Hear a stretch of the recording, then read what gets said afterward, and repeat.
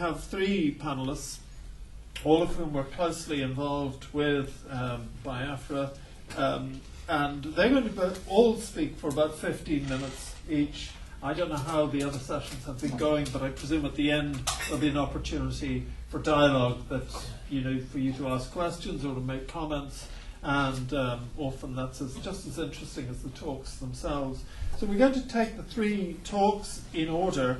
I'm going to be strict. I mean, this will not be any reflection on the subject matter that you're talking to or on you, but I will be strict about the time, just because we've got to keep this thing roughly within the time frame.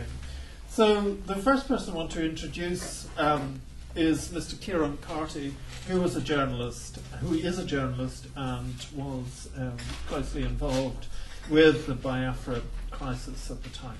So I'll introduce you first, and then I'll introduce the others as they come along, if that's okay. Great. Thanks.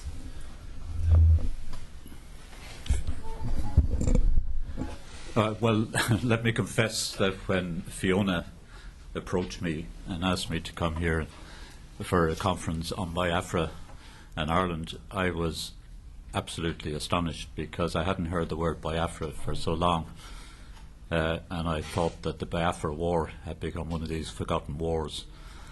I was even more astonished that anyone had remembered that I'd ever written anything about it, because the 60s is a long, long time ago, particularly in journalism. Godfrey, as he very eloquently took us through the prehistory of the war, and I think it's very important, because nothing happens out of the blue, and the Biafra War didn't happen out of the blue. It had a history, just as the reactions of the West to it had a history. This was evident in the coverage given to it in Ireland initially, or perhaps lack of coverage. So let me preface what I have to say with some personal background. It's often claimed that Ireland in the 40s and 50s was a closed, inward-looking, conservative, rural society, disinterested in the wider world. There may be some truth in this, but it was not my experience growing up in suburban Dublin. Among the teachers at Blackrock College, where I went to school, were priests back from the missions in West Africa. They'd break out in a sweat sometimes, and we'd nod knowingly that it was the malaria. They told stories of a vast continent of extremes, of parched deserts and lush vegetation and rivers as wide as seas, a world of other cultures and other peoples. And there was this brightly coloured parrot, which I'm sure Lockie perhaps remembers as well, in a large cage outside the college hall. Someone said it belonged to Bishop Shanahan, and that it was 100 years old. It had a squawk that echoed through the quadrangle as in a jungle, and it was easy for us to imagine ourselves out in the bush having adventures. My father was in publishing then, and had the idea of teaming up with Maurice Macmillan from Macmillan's in London to produce school books for African children in their own languages, the languages of the three largest ethnic groups, the Yoruba, the Hausa and the Igbo.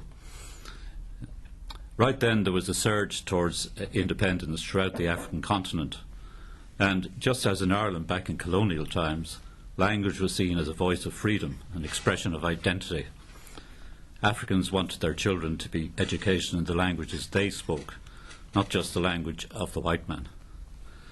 My father travelled all over West Africa meeting with local officials and missionaries, and sent home letters of crocodiles and snakes and eating the heart of a sacred cow and all sorts of exotic things, which to a small boy was, again, feeding into the imagination. Names of towns like Enugu, Kaduna, Calabar, Kano, Owerri and Port Harcourt became as familiar as they were around the corner. There was considerable concern in the West that somehow Africans might not be capable of governing themselves without the guidance of their colonial masters. Yet at the same time, the paleontologist Richard Leakey was discovering bones in the Olduvai Gorge in Kenya that suggested Homo sapiens had first evolved in Africa. So in a sense, we were all Africans. This prompted me as a student to embark on a book that would relate this early past to Africa's 20th century future. I set out to make contact with groups that were campaigning for independence, sending out letters wherever I could find addresses, and surprisingly getting many replies, including a 14-page airmail from a former mission school teacher, Julius Nyeri, spelling out his dream for a free Tanganyika. He was confident he could bring this about within a couple of years by persuading the British to leave his country through debate and reason rather than violence. I have a notorious reputation for being moderate, he told me. I can distinguish between the ideal and the possible. This was in April 1959, and Nyeri was true to his word. Maurice Macmillan's father, the British Prime Minister, Harold Macmillan, made his famous The Wind of Change speech. Within 3 years, Nyeri was first president of the new sovereign state of Tanzania. Nigeria had already achieved independence in 1960, the case for which had been articulated with considerable force by the young Igbo writer Chinua Achebe in the early 50s through his work in the talks department of the MBS, a radio network started in 1933 by the colonial government. His argument that colonialism lingers on through language was influential in the publishing decision to produce school books in the different African languages, not just English. Raised by Christian parents in an Igbo village in southeast Nigeria, Achebe could remember reading Rider Haggard and John Buchan novels that he found in the library of a college set up by the colonial administration in 1929 on the lines of an English public school. He found himself taking sides with the white characters against the savages. The white man was good and reasonable and intelligent and courageous. The savages arrayed against him were sinister and stupid, or, at the most, cunning. I hated their guts. Language was not neutral, he would tell me later. It's very much a political tool. It's charged with prejudices. He felt a sense of guilt about writing in English and about the fact that it is somebody else's language that comes to us with all kinds of bad memories. Yet we can't escape it. We have to use it even to talk to ourselves. In 1960, I was offered a job in the Drum, a paper largely staffed by Africans and set up to challenge the apartheid regime in South Africa. Instead, I fell in love with a Spaniard and returned to Ireland and the Sunday Independent. But I kept in touch with events in Africa, particularly when 31-year-old Lieutenant Colonel Gown became head of a military regime set up following the coup by Northern officers in 1967. Thousands of Igbo living in the north were killed in ethnic cleansing instigated by Muslim traditionalists. As I saw, more than 1 million abandoned their homes and returned to their roots in the Igbo-dominated southeast, where, it has to be said, vast oil reserves have been found in the 1950s. I think whatever about how things were seen there outside Nigeria, this was a very important factor in how the West reacted to what happened. The military governor, Colonel Ojukwu, certainly had fears that the Northern-dominated federal regime was going to marginalise the Igbo, and I think, even though it wasn't being stated by him, the oil revenues that were in the southeast there was certainly a realisation that outside Nigeria that they had to be secured, and the best way to do it was with the federal government. And after attempts at reconciliation that Godfrey was talking about earlier on, Biafra was then declared, and I think there was a real attempt to reconcile what was happening. But my own suspicion then was that the dice had been loaded, or certainly it was being viewed from afar in Whitehall and elsewhere, and it's very hard to know exactly what happened because these are things that are not always done with a public record left. But I would have been surprised if there hadn't been an influence exercised on the federal government. The Gowan regime was recognised by Britain and the United States and other Western countries, including the Irish government, which meant that Biafra was isolated from the start. Its independence recognised only by Julius Nyeri's Tanzania, Zambia, Gabon, the Ivory Coast, and the Vatican State. Britain and Russia provided the arms and the warplanes to Gowan, and Biafra was thrown back on its own fighting resources, which weren't particularly well trained. Although 430 Irish priests and nuns remained in Biafra, initially there was little coverage of the war in the Irish media. Frank Aiken, then Minister for External Affairs, and ironically, I must say, an old comrade of my father, they had orchestrated a mass escape of De Valera supporters from Mountjoy prison during our own civil war in 1921. But Aiken indicated in the Doyle that he disapproved of Irish journalists going to Nigeria. RTE was obliged to abandon plans to send out a reporter. A subsequent 7 days documentary led to a protest from the Nigerian embassy and attempts to muzzle its content. It was suggested that the missionaries, by providing medical aid to the Biafran people, were getting involved in political and military matters. It was at this point that I was contacted by a Blackrock College priest, Fintan Kilbride, who had just visited the US, where he raised over $250,000 for drugs and powder milk. These were successfully flown through a federal blockade and delivered to Port Harcourt in a plane chartered by papal delegates Monsignor George Rocho and Monsignor Dominic Conway, rector of the Irish College in Rome. It was virtually the first consignment of medicines to reach the breakaway province, where nearly 1 million people were homeless as a result of the war. Kilbride, and there was a kind of a James Bondish thing here, because as I think was mentioned earlier on, the superior, the ecclesiastical authorities weren't terribly keen on priests passing on information. So he came to my house and with other missionaries and showed me photographs of maternity hospitals, schools and chapels strafed by Russian MiG jets in indiscriminate attacks on civilian targets. Father Sean Broderick from Clare gave an eyewitness account of one of the worst atrocities. He'd gone to Augu with 20 bags of food for refugees who were fleeing from the advancing federal troops. I arrived in time for a grandstand seat on murder. 2 jet planes swept in 3 times on a small market where a few hundred women and children were gathered. There wasn't a soldier in sight, just the human target of women and children under the mat-roofed market. It was utterly senseless, utterly shocking.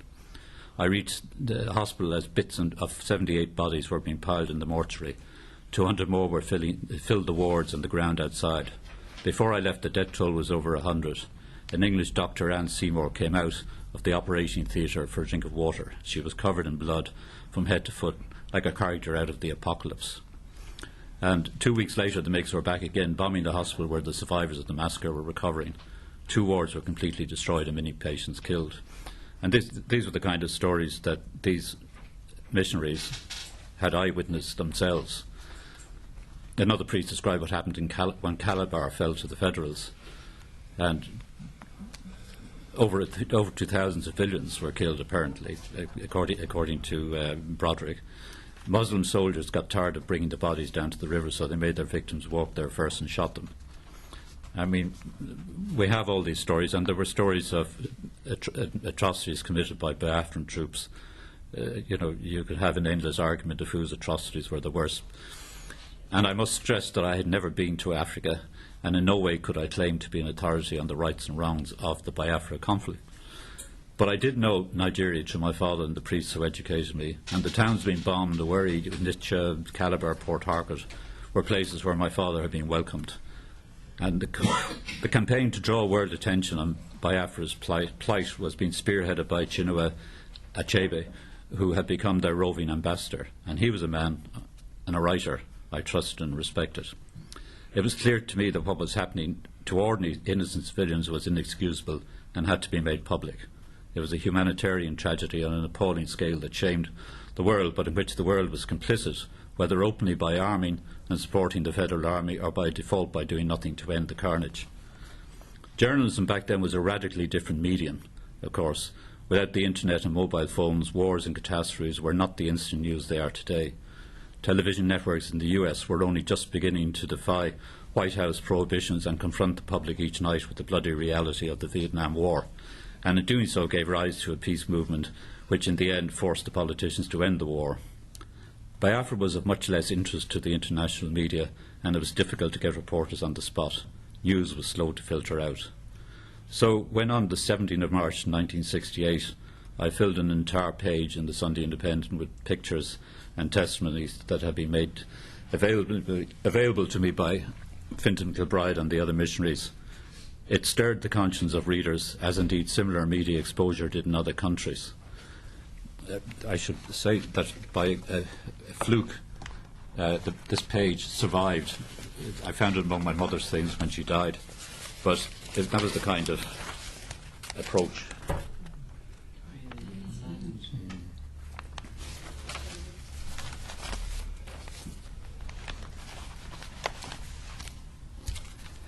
The ad hoc experience of raising aid internationally and getting help into Nigeria would lead to the development of emergency humanitarian agencies like Concern, then Africa Concern, and established by Lockie and Kay, I think in the same month that this spread appeared. 2 days later, 2 days. 17th of March.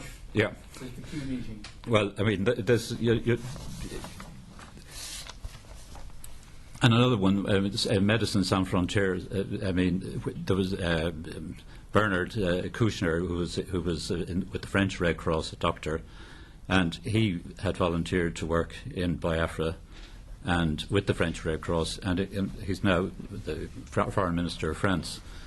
So, the extraordinary thing about this war was that it gave the impetus for the creation of these quick response aid agencies to muster funds and medicines and get them quickly into world trouble spots. So, if anything good could have said to come from such a war, this certainly was one that was perhaps historically be the thing that will be remembered most.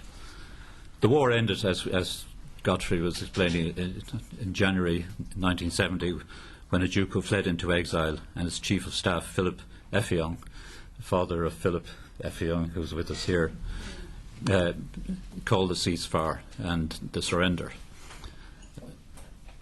Estimates are hard, but estimates are so hard to fix that there's put out between 1 million and 3 million died or were from disease or starvation or the hostilities.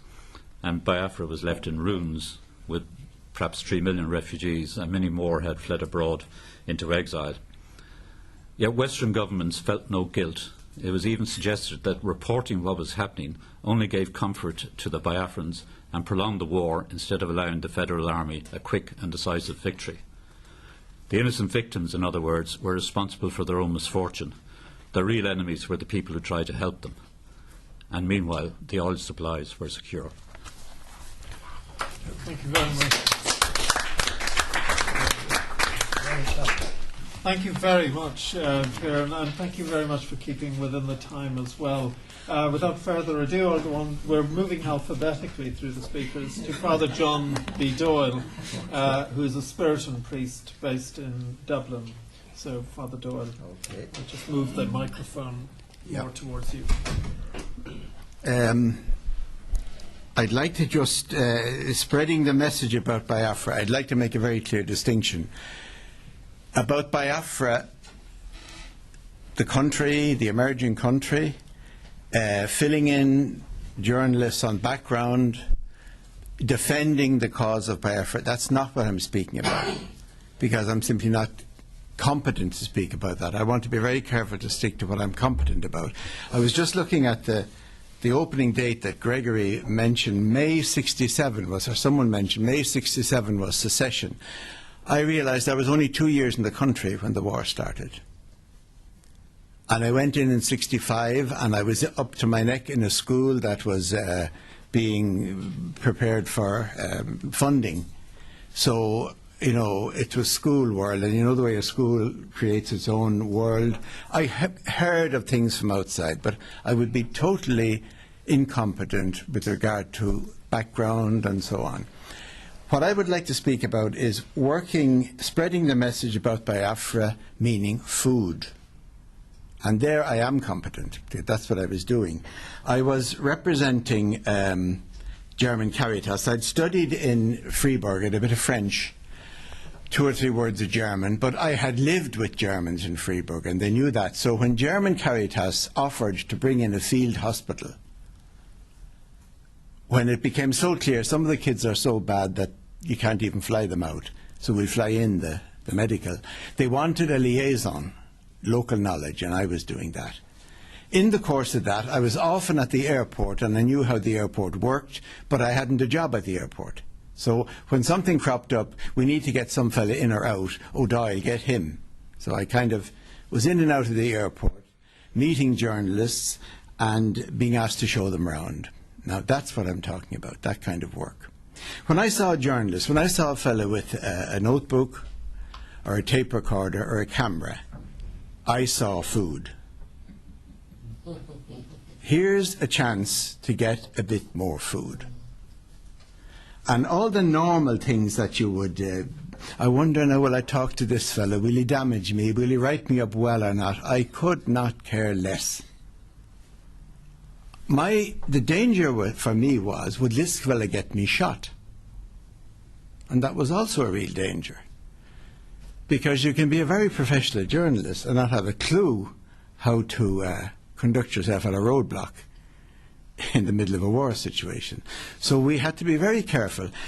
We didn't sit down with them and brief them. We simply said, all right, you're in, God knows why you're in, but you're in and you're going out tonight, so you have 12 hours, and if you like to look over my shoulder, you can come with me. We didn't put on programs for them. We didn't show them the things they must see. We simply tacked them on as a kind of an appendage to the day's work. Some were lucky they saw a lot, some were unlucky they saw nothing. One that sticks in my mind, you mentioned Médecins Sans Frontières, there's some prominent person. I was probably with that team. I did have a Médecins Sans Frontières team just on the lines. And I was asked, my job was to assess the thing and get them out quickly if necessary. Local knowledge, that's what they hadn't got. As long as they recognised they hadn't got it and were prepared, okay, you call the shots, we'll do the reporting, we'll do the doctoring, but the whistleblower was me. We're not going, or we are going, no argument, we're going now, or we're not going, this kind of thing. Other than that, they couldn't function. That team were very good. With them was a journalist from Paris, a freelance photographer whose ambition was to get a cover for Paris Match.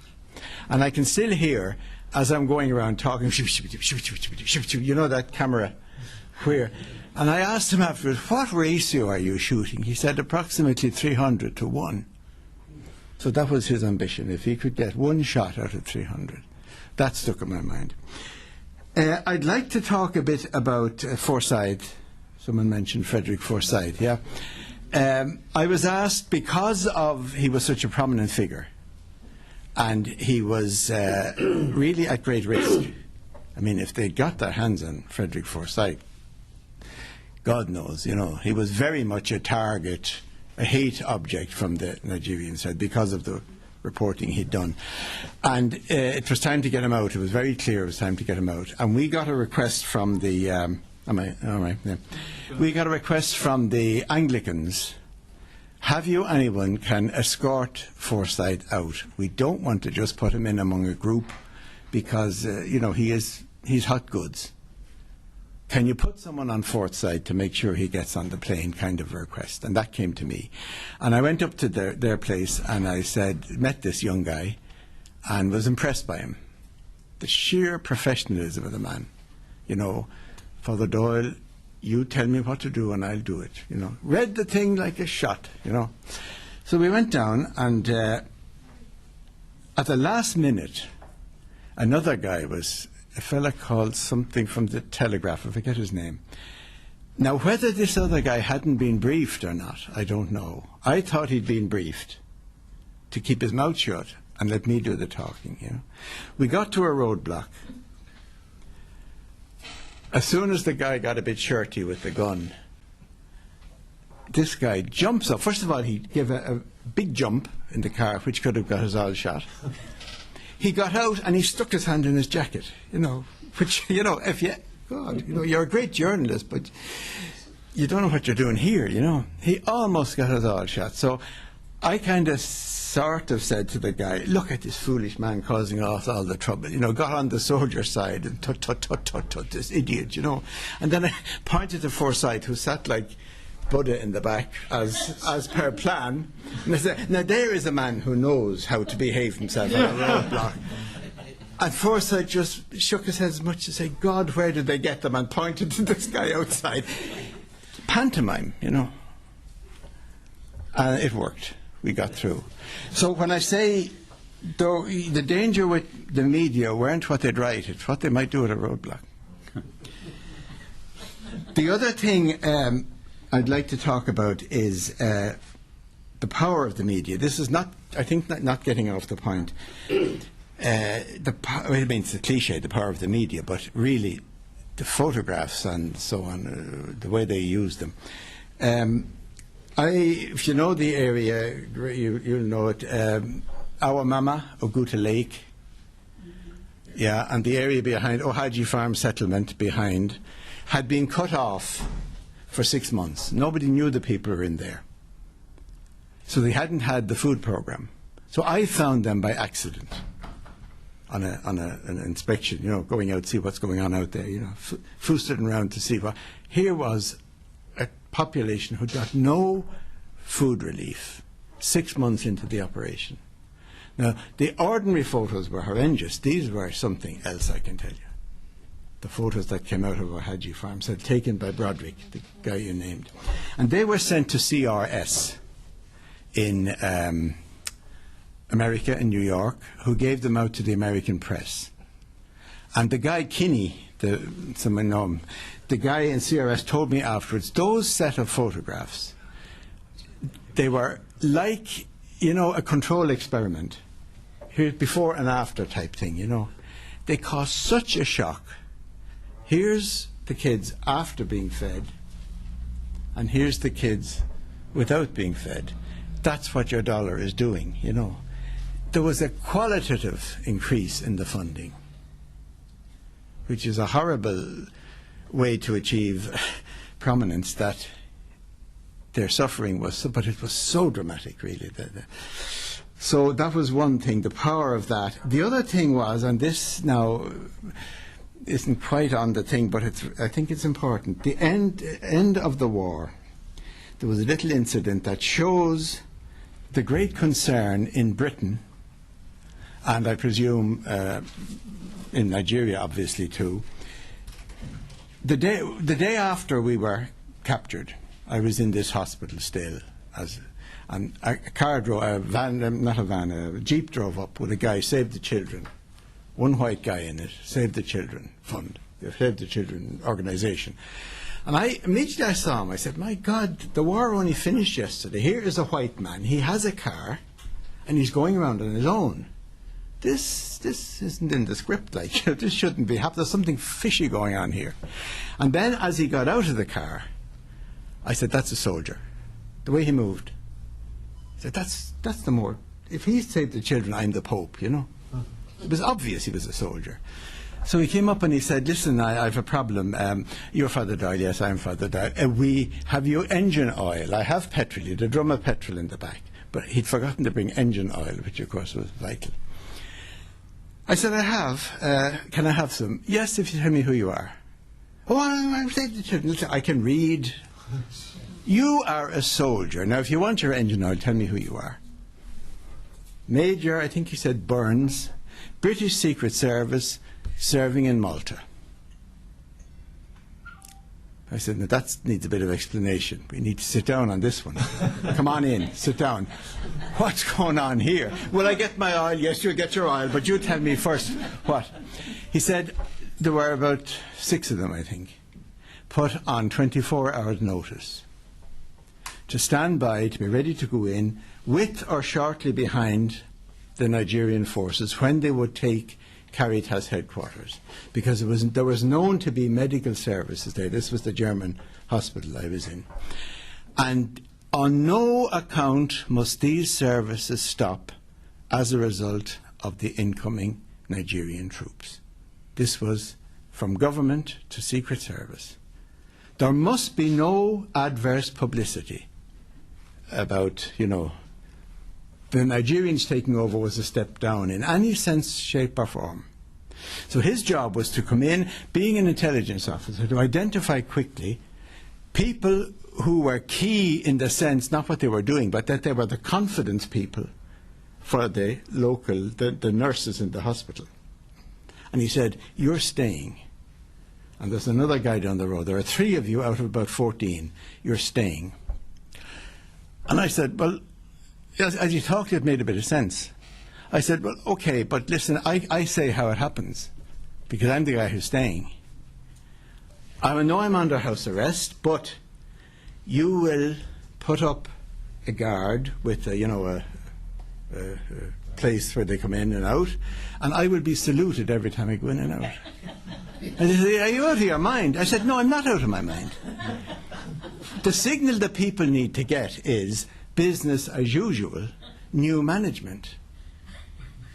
If it was Fada's hospital, if Fada was seen in any way to be losing, they wouldn't trust him anymore.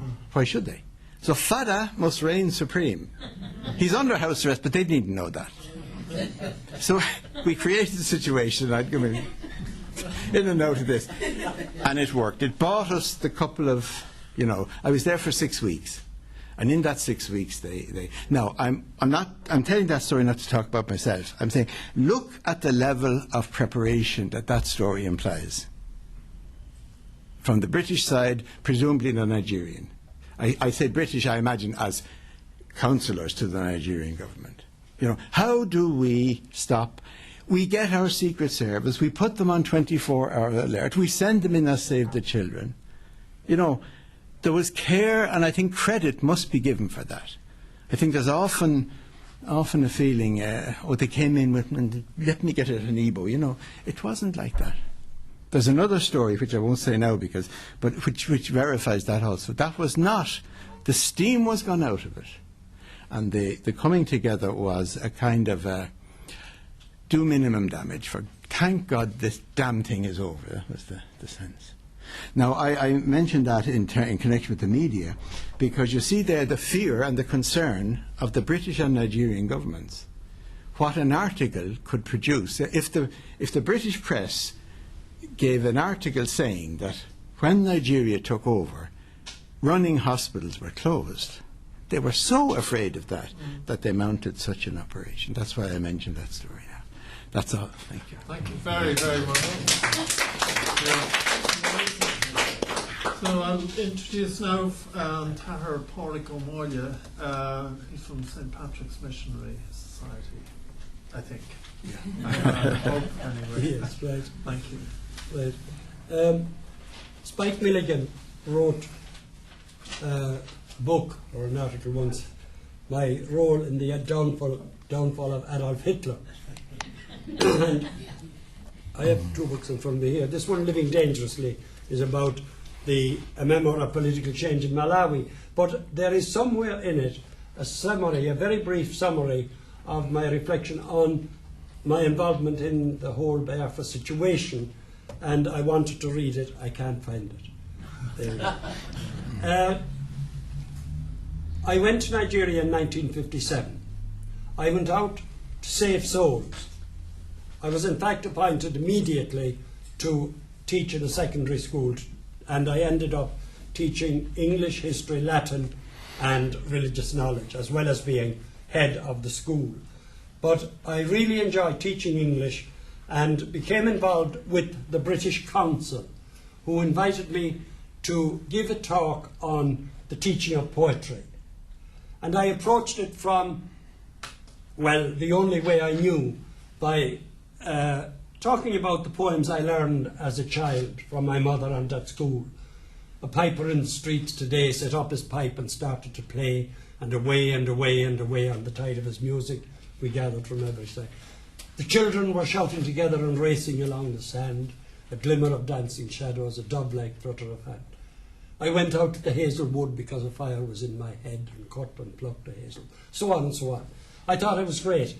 A young British Council officer who was present came and offered me a little book called Reflections. And it was one of the first compendiums of modern Nigerian writing. And he said, have a look at some of those. And I'm quoting from memory now, but you can imagine how this blew my mind. A poem called Season by Wole Soyinka, who was a very young poet at those days. Rust is ripeness, rust, and the wilted corn plume. Pollen is mating time, when swallows weave a dance of feathered arrows, thread corn stalks with winged streaks of light, and we loved to hear spliced phrases of the wind. And I've lost a few lines now. Now garnerers we, awaiting rust on tassels, draw long shadows from the dust. Ride the laden stalks ride the germ's decay. We await the promise of rust. And through that connection, I got to know a man called John Aquera, who was at the time in charge of Eastern Nigeria Broadcasting Corporation, both radio and, if there was television, I think there was, yes, at the time. And he was really my mentor. And I ended up at a conference of the Nigerian Writers Association in Nsukka, at which I had the privilege of hearing the best lecture that I ever heard in my life from a gentleman called Michael Echero, who was then a very young scholar, speaking on traditional and borrowed elements in Nigerian poetry. And the memory, I can still hear some of it. That it's not just the words, but the sounds that go with the words, and so on and so on. You know, and suddenly I realised you had John Pepper Clark there, you had Ben Obumsala, you had Kalu Uka, you had Jonathan Woga. All of them. I thought I was great. First class honours, double first, blah, blah, blah. I couldn't, you know, I wasn't worthy to tie the sandals on their feet. And then the war came, or secession, and we've heard enough about that in a sense. But it was my privilege to be drawn into that situation in a way, because I had been so closely involved with John Aquera as in our ordinary work, and he had been of such a benefit and a help to me in my teaching, and particularly in drama, that when the war came about, and when he asked me, could I help with something for winning minds and hearts within the eastern region as it was, and as it had become Biafra, because, after all, there was a very large minority element. And as a result of that, we introduced a program on Nigerian, Eastern Nigeria television, Biafra television at the time, called Freedom's Ways. And in that program, I had selected several biblical texts from Amos and Jeremiah and so on. You know, all the stuff about oppression. But I also selected a very powerful Irish catalogue, as it were. Emmet, when my country takes her place among the nations of the earth, then, and not till then, let my epitaph be written. Padraig Pierce, I come of the seed of the people that sorrow, that have no energy but hope, no riches stirred up, said the memory of an ancient glory. Their pain is my pain, and I have reddened for it, and so on. And this, you know, it's a long story, worth telling at much greater detail, and maybe one day we will. But that programme did have a certain amount of effect. And curiously enough, we had organised, from the very beginning, the Red Cross, the Biafran Red Cross, were anxious to prepare for emergencies. And so, even in Ecoric Penny, we were holding concerts. And one evening, I went at the invitation of somebody who had been in the Eastern Nigeria theatre group at John Aquera. He invited me out to an incredibly remote little agricultural institute. And I remember arriving a little late and hearing singing. And it was like angels' voices. I mean, I couldn't believe it. And there were two girls singing. They were from Nawi Girls Secondary School, had been taught music by a gentleman called Ojukwu, and were really brilliant, and we got them onto our programmes of Red Cross concerts and eventually onto Freedom's Ways, and one of them was Nelly Uchendo, whom you will know of. So, you know, all of this was, if you like, my initiation into the struggle for independence, for freedom in Biafra. I was moved in 1968. It was decided that it was safer to get me out of danger and out of making trouble. And I would have to say, of course, that one of the things that I had to suffer was from my own colleagues who were working in the other areas of Nigeria, but the good of the church, the good of the church. You're damaging the good of the church. I said, the good of the church is an abstract. I said, a suffering child is for real. And if I have to choose between a suffering child and the good of the church, I'm going to choose the suffering child. Anyway, I was moved out. And by chance, am I near the end? I am. Where did I go? To Chicago. To preach mission appeals for the black babies. And I went around at weekends preaching for 5 months. By chance, a committee for Biafran relief had just been established in Chicago at the time, and the initiator of it was a chap from Dublin called Louis Archibald. However he heard I was in Chicago, I don't know, but the week I arrived, he had roped me into this committee, and I ended up as effectively secretary organizer for the committee. Now, 1968 was, as you know, the year of civil rights, the year of the Democratic Convention in Chicago, the year of the National Guard, all of that. And again, to make a long story short, because the hand is moving around,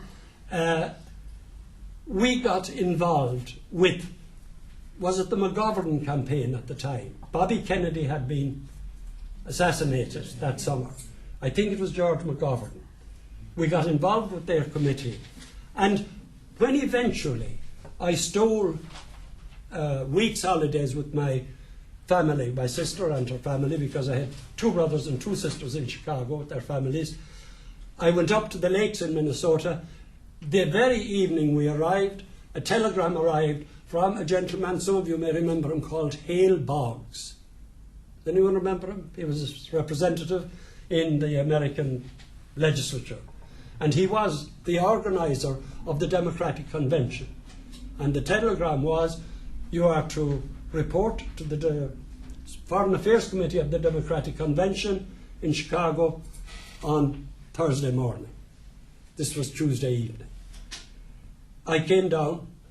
There was a general strike of taxis and so on, but one of our committee was in fact the head of the taxi union in Chicago. He was waiting for me at the airport, drove me straight to the convention, and I actually had, I overnighted, and Sorensen, who was writing Kennedy's speeches in those days, Sorensen and the other, I was on first name terms with Adlai Stevenson II, you know, it was great, big time stuff. But anyway, they came to see would they write the speech for me. Well, I said, this is what I was going to do. And he looked at it and he said, you don't need us, and take it away. We proposed at the time, that practical proposal, that there were a lot of planes lying around that could be used to bring food into Biafra and Nigeria, as the case may be, wherever it was needed. Now, eventually that happened. And eventually, I met and shook hands with Ted Kennedy on the street in Chicago and handed him the same appeal. And within 2 days, the United States had announced that they would support this initiative if it should take place. Our committee, we worked out of an office, a small little single room, which was the office of a public stenographer, a Jewish woman called Elsie Chetkin, who somehow all of these people were drawn into it, I don't know. We had bishops, we had rabbis, we had everybody and anybody on it. On one occasion, on a Saturday morning, we got the use of all the telephones in the Merrill Lynch headquarters in Chicago. And we had about 50 people manning telephones making appeals around. And I happened to be given the rabbis, and of course the first rabbi I spoke to said, you should be more intelligent than to be phoning rabbis on Saturday morning.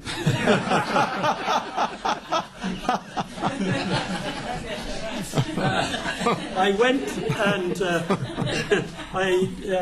I was interviewed in the papers and so on. Just one last little story I think is worth telling. There was a famous program, all-black program in those days, the Daddy O'Daly Show in Chicago. And no white person appeared on it. But because of the situation as it was, and because of Fidelis Nwaume, who was with us in the committee, had somehow got permission for me to appear with him to put our case on the Daddy O'Daly Show. And we were waiting to go on when a bunch of Black Panthers stormed into the room, and the Black Panthers were at the height of their glory at that time. And when they found Fidelis, they said, what are you doing here? Where are you from? So on. And then they told him, but all white men are devils, they said. And they were done. And he was arguing with them, no, they're not. And eventually he said to them, well, look at my friend here. And I was in my glorious clericals now, with the collar and everything. Look at my friend here, he said. He's spending all his time trying to help my suffering people in Biafra. And they looked at me and they said, that's all right, that cat's got religion.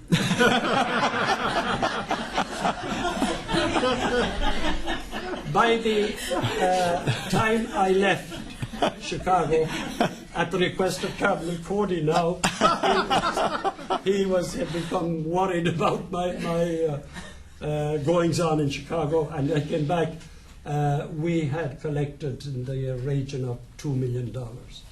And much of it came from people, black people, coming in off the street and giving us their cents and their dollars and so on. I went out to a church in the south side to meet a whole group of pastors in some little Baptist church, I mean, every one of them in threadbare suit. It was poverty, poverty, poverty, but giving so generously. It was amazing. And one of the most moving, one of the things that helped us most was when that batch of photographs came. Yeah. They were sent immediately to us and, circulated around. It's time. Why did Biafra fail? One of the reasons was the failure to win the hearts and minds of the minorities. Was it possible? That's another question. But it certainly did not happen. And the other point that I would like to make is that one of the things that made me commit fully to the cause was not the Acherowas of the world or the Abumsalas of the world, but Wole Soyinka. You remember his open letter to the Yorubas, to the Obas. I mean, it was like it was saying, look at what's happened. The Obas or the Yoruba were the Western Nigerian leaders. Look at what's happening. You cannot stand idly by and allow this to happen. And then some of the poetry that he wrote. But I remember also Michael, I remember being influenced by Christopher Okibo, the late Christopher Okibo, and Michael's analysis of poems prophesying war. All of that was so powerful and so wonderful, if you like. It was a privilege to be part of it. I have asked myself questions since, did we prolong the war? Maybe, but I think I would prolong it again. Thank you.